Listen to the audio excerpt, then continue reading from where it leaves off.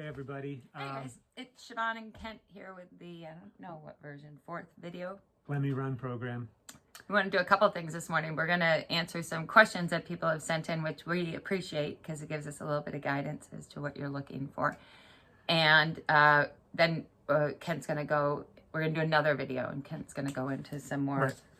So what's the first question, Siobhan? Well, thank you, Kent. Our first question this week is from someone who said that they are a beginner in the program. They've just reached the ability to get to 1 mile without stopping in about 10 minutes. And the question was, is doing that 3 times a week a great way to start your running program? So going out for 3 times a week for the 1 mile for 10 minutes. So we're going to cover that in another video, but the short answer is we'd like to see it out there for 20 minutes. So it doesn't have to be running continuously. It could be a combination of running and walking, but to keep the heart rate elevated for 20 minutes. So we would encourage you to increase the length of time that you're out there, not to say that you have to run the whole 20 minutes to start, but to be moving and keep your heart rate up for 20 minutes. And again, we're going to talk about this a little more later. But another thing I just want to remind everybody is to remember to go out at a slower pace. You want to be at a comfortable, well, Kent likes to say, being comfortable, uncomfortable, right? So you don't want to go as hard as you can for as long as you can. You're not racing. Right. You're trying to stretch out that time. And what we're going to talk about in the other video is perhaps from that walk-run principle of starting. And slowing down your run. You can always run slower than you think you can. Best way to do it, right? So we'll get into that a little bit more. So the answer to your question is we'd like to see you get that run to be at least 20 minutes in length. Doesn't not have to so be much a run. the distance as much the time. Right. That was a great question. The second question, Kent handed over to me, and it has to do with running with a jogging stroller. You didn't push the girls? No. Oh, well. I wasn't a runner back then. I pushed my kids in a jogging stroller. Single jogging stroller and double jogging strollers, there's differences in that in and of itself because of the, some are a little bit wider. The strollers are built in with a strap handle that has a loop on it. I'm going to say this, and I mean it.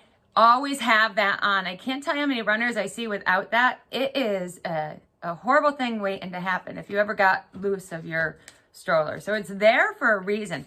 The other thing is it's there to also help you so that you're still attached to the stroller, but you don't have to hold on to the handle. So you have that loop on your hand. You can relax that other arm and use the other hand to hold on to your stroller wherever the brake is or wherever you feel comfortable. And then you're going to try to get to your best running form that you can.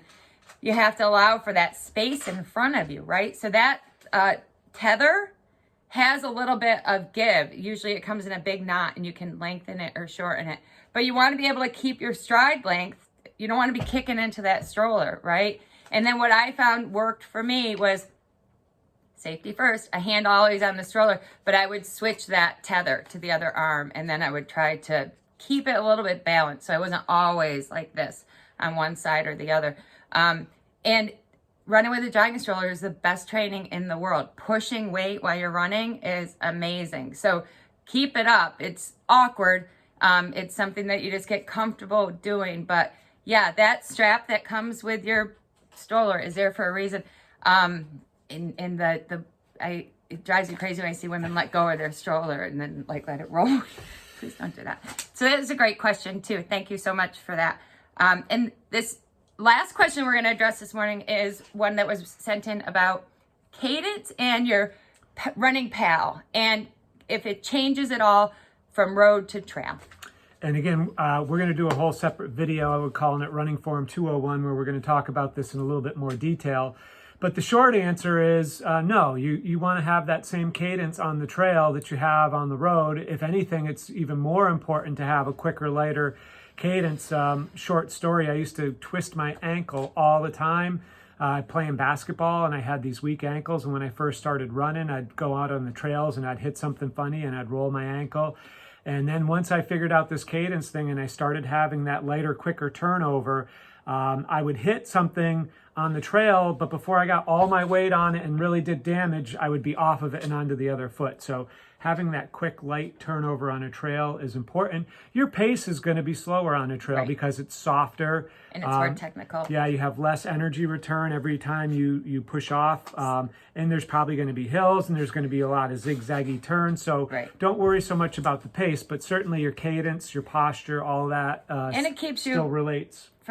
For the turnover, for me, it's to keep me from falling because I catch everything on my feet. So the quicker that you're able to get your feet up off the ground, you're not going to grab that limb. There's a quote or saying in the book Born to Run where he talks about trail running and said if you see an obstacle on the trail and you're trying to decide whether you're going to take 1 or 2 steps before you get to that obstacle, take 3.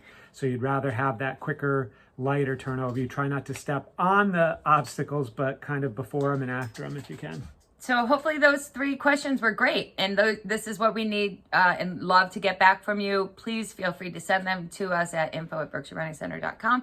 And we will answer them on our next video. Kent is going to take over. We're going to say goodbye for now. We're going to get 2 other videos up for you. Bye, guys. Bye.